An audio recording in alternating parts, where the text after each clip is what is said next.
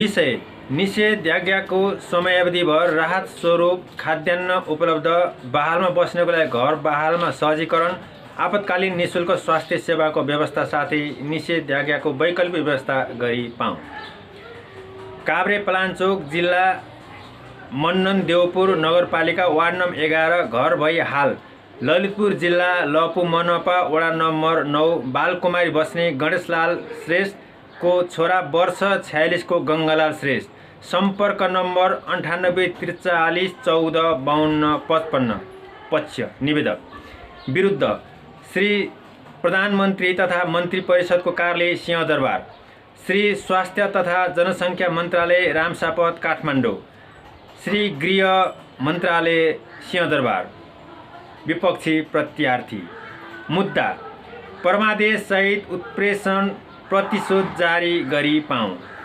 म रिट निवेदन बापत लाग्ने दस्तुर यसै साथ राखी नेपालको संविधान 2072 को धारा 46, 133(2), 133(3) को आधारमा यस अदालतको क्षेत्राधिकार र मेरो तात्विक सम्बन्ध र सरोकार भएकोले निम्न अनुसार निवेदन गर्दछु। 1. विश्वमा अधिकांश मुलुकहरू पहिलो कोभिड-19 को लहरको समाप्तिसँगै यस लहरभन्दा शक्तिशाली र घातक दोस्रो लहरबाट प्रभावित हुँदै आएका छन्।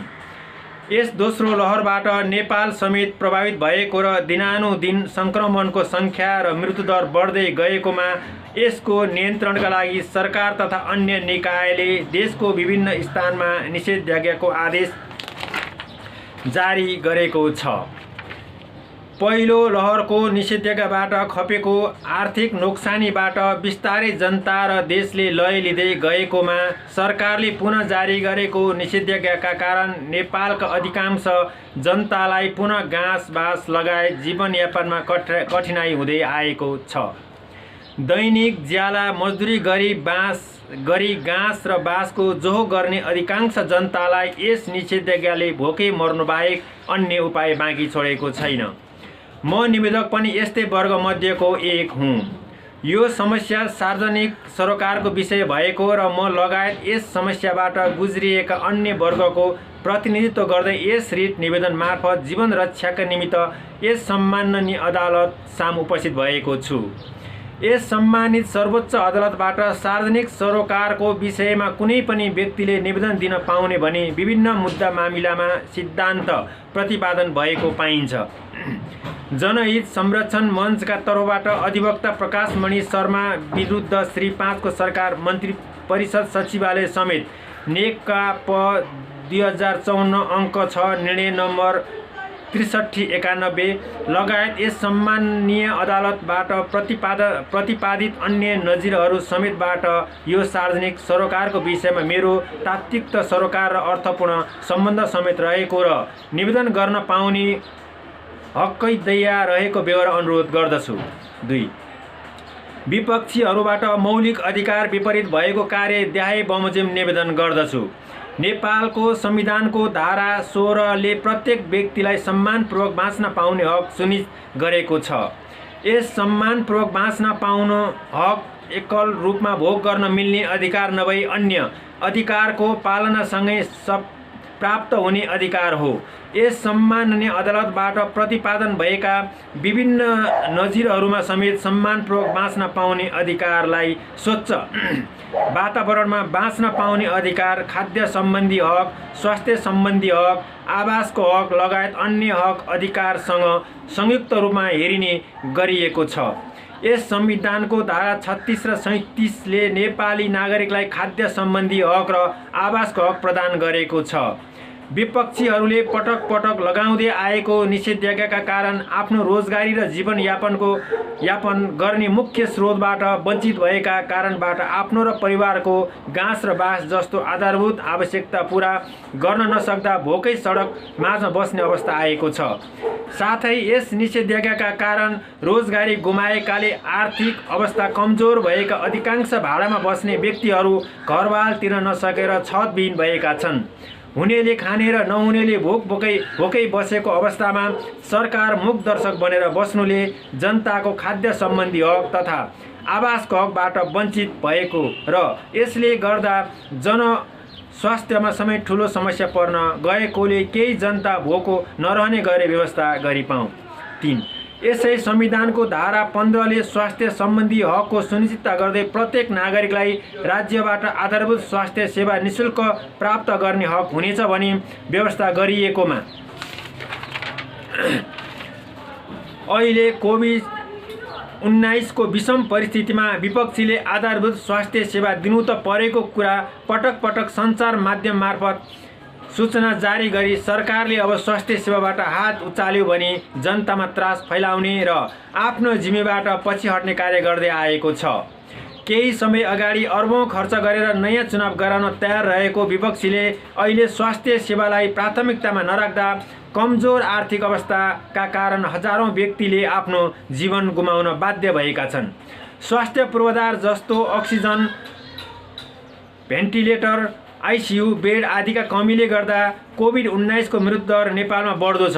पूर्वाधार विकासको लागि पर्याप्त समय हुँदाहुँदै पनि विपक्षीहरूले स्वास्थ्य पूर्वाधार विकासमा केही जोड नदिएको र राजनीतिक स्वार्थमै तल्लीन रही कोभिड-19 को संक्रमणको बेलामा समेत र्याली निकाल्ने, भिड जम्मा गर्ने जस्ता गैर जिम्मेवारी कार्यबाट कोभिड-19 को दोस्रो लहरले जटिल रूप लिएको छ। यस्तो आपतकालीन समयमा एउटा अभिभावकको भूमिका खेल्नुपर्ने विपक्षीले आफ्नो जिम्मेवारीबाट पछि हटेको छ। निषेधाज्ञा जारी गर्ने, आम नागरिकलाई घरभित्र बस्न बाध्य पार्ने तर खाद्यान्न सम्बन्धी राहतको व्यवस्था गर्न नसक्ने, स्वास्थ्य उपचारमा सेवा पुर्याउन नसक्ने विपक्षीले पुनः अर्बौं खर्चेर मध्यावधि निर्वाचनको मिति तोकी निर्वाचनको घोषणा गरेको छ। आम नागरिकको काँधमा ऋणमाथि ऋणको भार थपिदिने काम गर्न खोज्दैछ। यसले के प्रश्न पार्छ भने अभिभावकको भूमिका निर्वाह गर्नुपर्ने विपक्षले आम नागरिकप्रति उत्तरदायी देखाएको रहेनछ भन्ने कुराको पुष्टि गर्दछ। स्वास्थ्य जस्तो अत्यावश्यक सेवाको विकास र विस्तार गर्न नसक्ने विपक्षीको कार्यबाट म लगायत अन्य नेपाली नागरिकहरूको सम्मानपूर्वक बाँच्न पाउने हक साथै स्वास्थ्य सम्बन्धी हकमा हस्तक्षेप भएकोले बढ्दै गएको कोभिड-19 का बिरामीको सङ्ख्यालाई उपचार गर्न पर्याप्त हुने गरी देशभरि स्वास्थ्य सेवाका पूर्वाधारको विकास गरी नेपाली नागरिकलाई आवश्यक स्वास्थ्य सेवा उपलब्ध गराउनुका साथै असहाय गरिब नागरिकको हकमा निःशुल्क स्वास्थ्य सेवा उपलब्ध गरिपाउँ। यस सम्मानित अदालतबाट कोभिड सम्बन्धका विभिन्न आदेशहरू भएका छन् तर ती आदेशहरू कुनै पनि कार्यान्वयन भएका छैनन्। कोभिडको उपचार र परीक्षण निःशुल्क गर्नु भनी यसै सम्मानित अदालतबाट अधिवक्ता केशरजङ केसी समेतको रिटमा 077WO 0130 मा अन्तिम आदेश समेत भएको छ। 4 कोभिड-19 को पहिलो महामारी होइन र सायद नै अन्तिम पनि। समयमा देखा पर्ने यस प्रकारमा महामारीबाट जोगिन निषेधाज्ञा वा लकडाउनको माध्यम प्रयोग गर्दै जाने हो भने देशको र जनताको आर्थिक अवस्थामा ठूलो असर पर्ने निश्चित छ।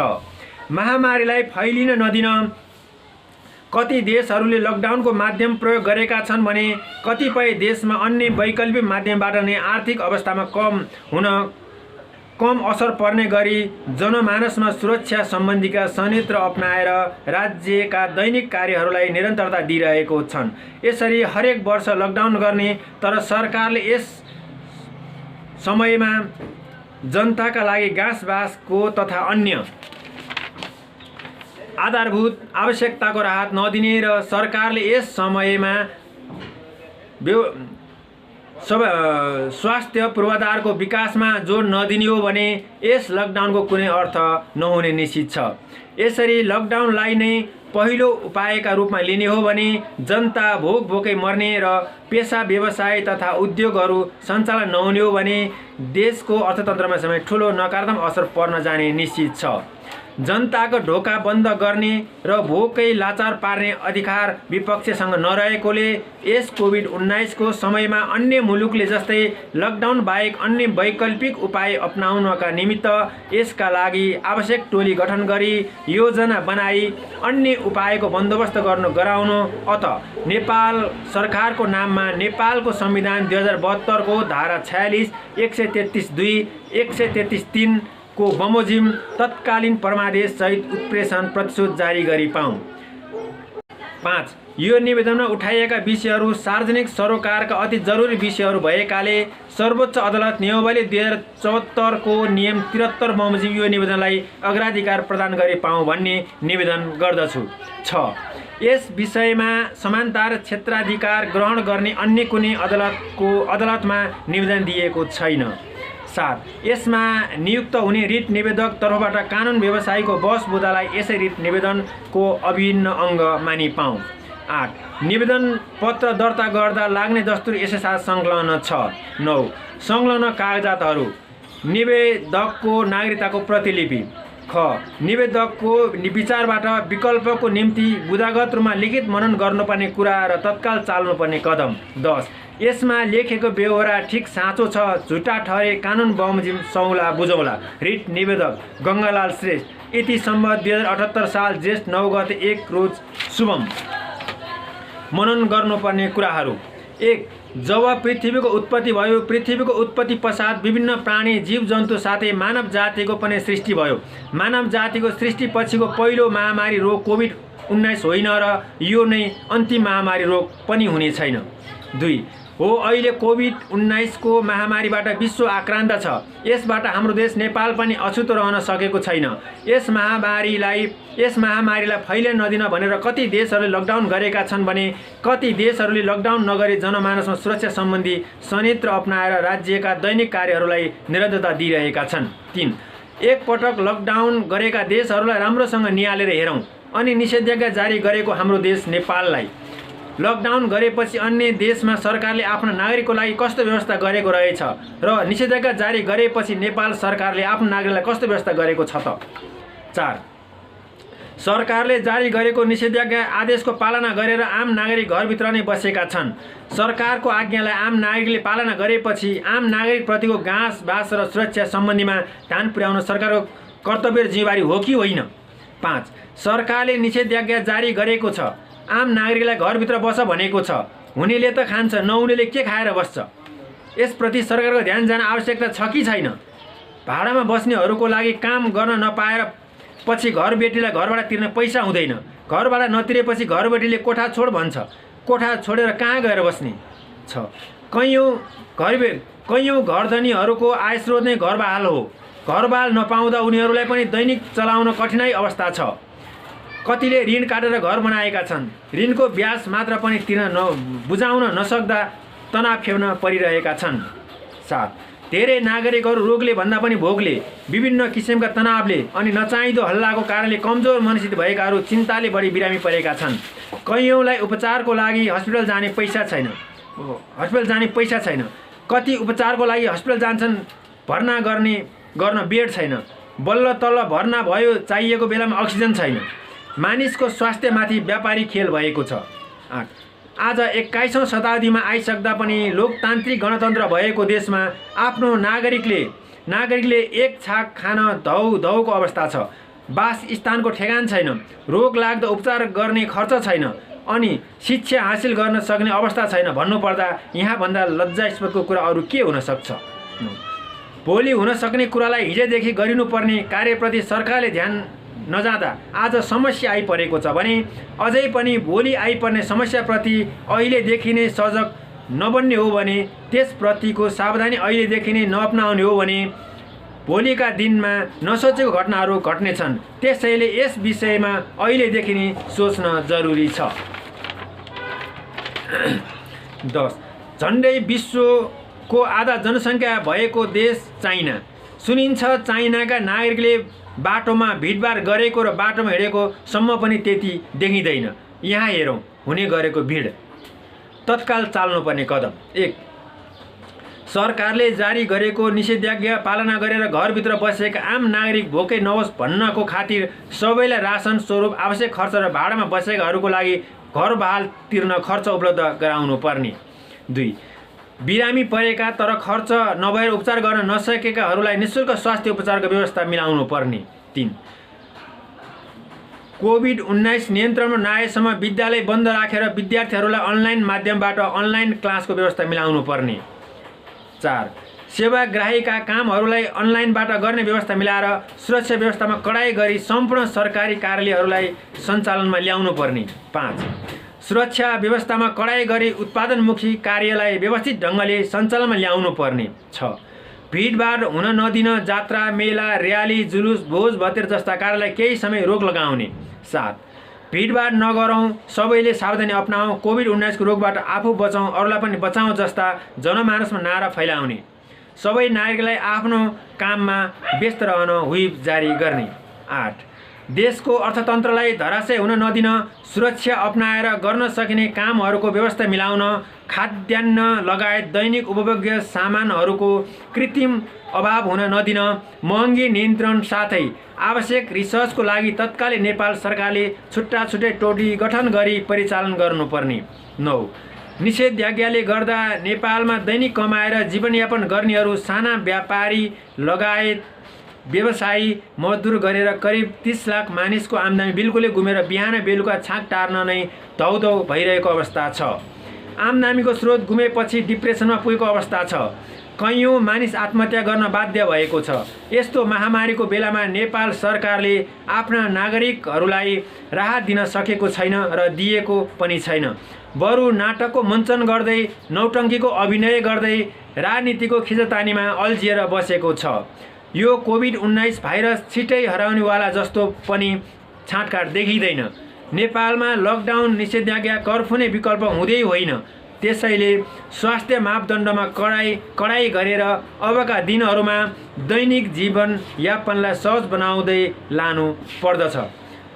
सो विचारबाट लेखक गङ्गालाल श्रेष्ठ, स्थायी ठेगाना काभ्रे पलाञ्चोक जिल्ला मन्नन देउपुर नगरपालिका वार्ड नम्बर 11, अस्थायी ललितपुर जिल्ला ललितपुर नगरपालिका वार्ड नम्बर 9, बालकुमारी, सम्पर्क नम्बर 98 43 14 52 55, मिति 2078 1 23।